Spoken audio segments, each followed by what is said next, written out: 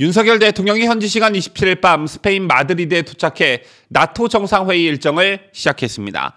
이번 윤석열 대통령의 스페인 순방은 첫 외교 무대 데뷔전이라는 측면에서 중요한 의미가 있다고 볼 수 있는데요. 그런데 국익이란 측면에서 대통령 해외 순방 기간에는 여야 모두 정쟁을 멈춰야 하지만 야당의 공세는 계속되고 있습니다. 윤석열 대통령이 기내에서 잠시 쉬는 시간에 축구를 시청했다는 점을 물고 늘어졌고, 또 김건희 여사와 관련해서도 공격을 멈추기는커녕 수위를 더 끌어올리고 있습니다. 제 같은 야당의 모습에 숨어있는 전략은 무엇인지 살펴봅니다.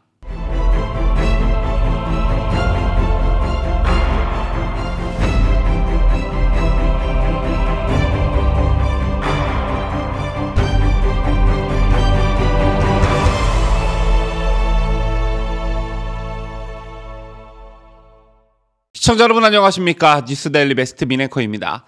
대통령의 해외 순방은 항상 이런저런 말이 나오기 마련입니다. 특히 비판이 주를 이루는데요.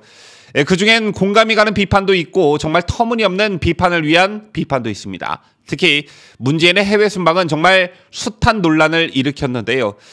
역대 어느 대통령과 비교해 봐도 대통령이 해외에 나갈 때마다 시비가 붙고 뒷말이 무성했던 건 문재인이 단연 최고였습니다.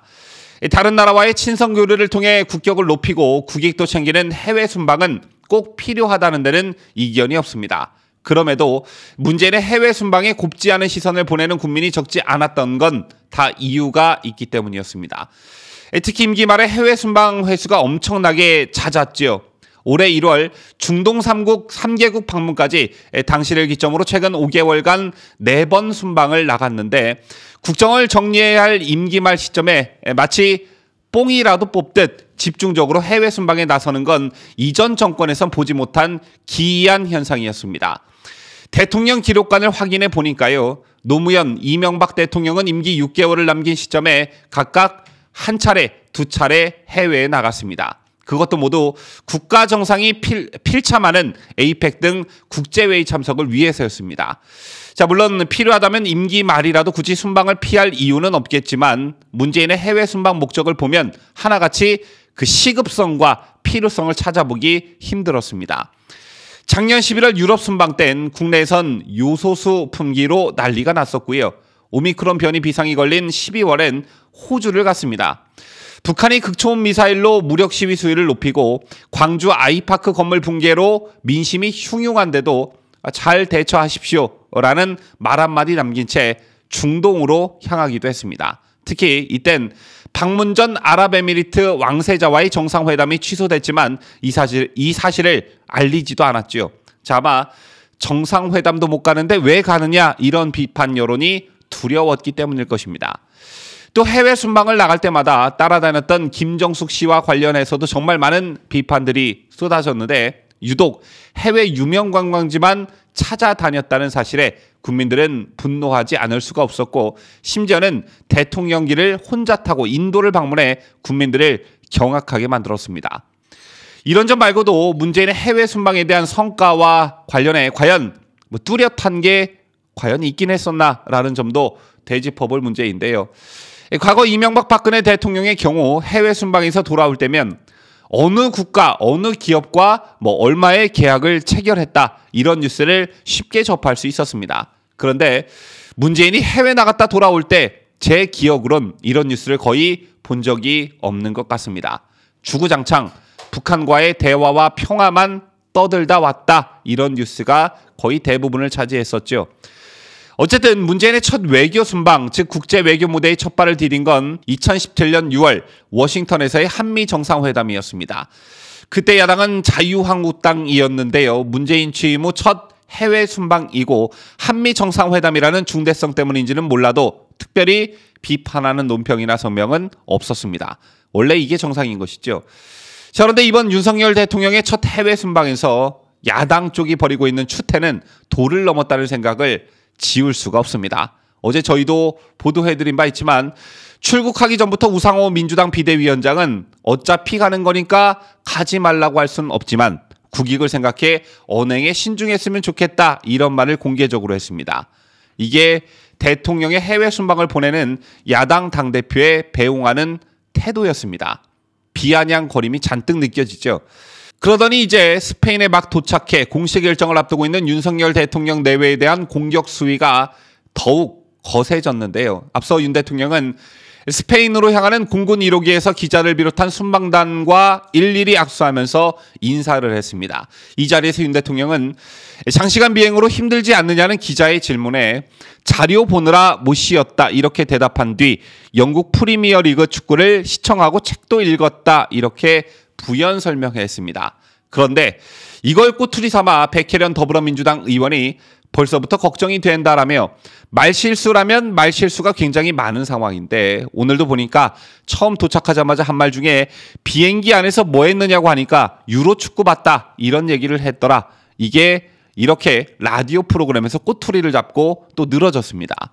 자, 시청자 여러분, 윤석열 대통령이 스페인까지 가는 비행기 여정의 시간은 무려 15시간입니다. 백혜련 의원의 말대로라면 15시간의 비행시간 동안 주구장창 책 꺼내 들고 공부만 했어야 맞는 것이죠. 그런데 이게 과연 가능한 일일까요? 자여간 말꼬리 잡고 늘어지는 건 민주당이 세계 최강인 게 맞는 것 같고요. 이것 말고도 윤석열 대통령 부인 김건희 여사가 허위 경력 의혹 등 관련 경찰의 서면 조사에 수십일 넘게 답하지 않았다는 보도가 나오자 정청래 더불어민주당 의원이 해외 순방 중인 김 여사에게 덮어지지 않는다, 두고 보자라는 일종의 겁박을 했습니다. 잡서 KBS는 공교롭게도 윤석열 대통령 내외가 첫 해외 순방길에 오르는 날 경찰이 김 여사에게 피의자 서면 조사서를 보냈지만 50일 넘게 답하지 않는 것으로 확인됐다 이렇게 보도했는데요. 여기서 중요한 건 해당 조사서의 회신기한은 별도로 명시되지 않았다는 점입니다. 더군다나 이 시기는 취임식을 전후해 한미정상회담도 열리고 눈꽃을 새 없이 바쁜 시기였죠. KBS가 하필이면 공교롭게도 왜 하필 윤석열 대통령 내외의 해외 순방 출국인 날 이런 보도를 했는지 모르겠지만 이걸 그대로 야당 의원이 받아 해외 순방 중인 영부인에게 두고 보자라는 겁박을 하는 현상, 이거 여러분 정상이라고 보시는지요? 또 이것 말고도 더 있습니다. 장경태 더불어민주당 의원이 오늘 한 라디오 프로그램에 출연해 김 여사의 동행과 관련해 해외 순방 수행원 누구신가 이렇게 따져 물었습니다. 해외 순방에 영부인과 동행한 수행원이 누구인지 밝히라는 것인데요. 자, 이거 누가 봐도 김건희 여사가 봉하마을에 갔을 때 무속인이 따라붙었다더라 등의 유언비어를 퍼뜨리고 이상한 비선실세 프레임을 만들었던 민주당 전략의 연장선이죠. 자, 이런 게 바로 생트집이라고 하는 겁니다. 때문에 제가 조금 전 이런 부분에 있어서 민주당이 세계 최강이다 이런 말씀을 드린 것인데 정말 보면 볼수록 대단한 것 같습니다. 지난 문재인 정권 5년 문재인 부부의 해외 순방과 관련해 앞서도 말씀드렸지만 굉장히 많은 논란이 있었고 국민적 비판이 잇따랐습니다. 그때마다 민주당은 이를 비호하기 바빴죠. 심지어 박수현 청와대 국민소통수석은 문재인 대통령에게 만나자고 요청하는 국가가 30개 이상 줄을 서 있다 이렇게 말해 여론의 문매를 맞기도 했습니다. 여당이 된 민주당의 윤석열 대통령의 첫 해외 순방을 대하는 행태, 도가 지나쳐도 너무 지나쳤다 이런 생각 여러분께서는 안 드시는지요? 지금까지 저는 자유대한민국을 소화하는 뉴스데일리 베스트 민앵커였습니다.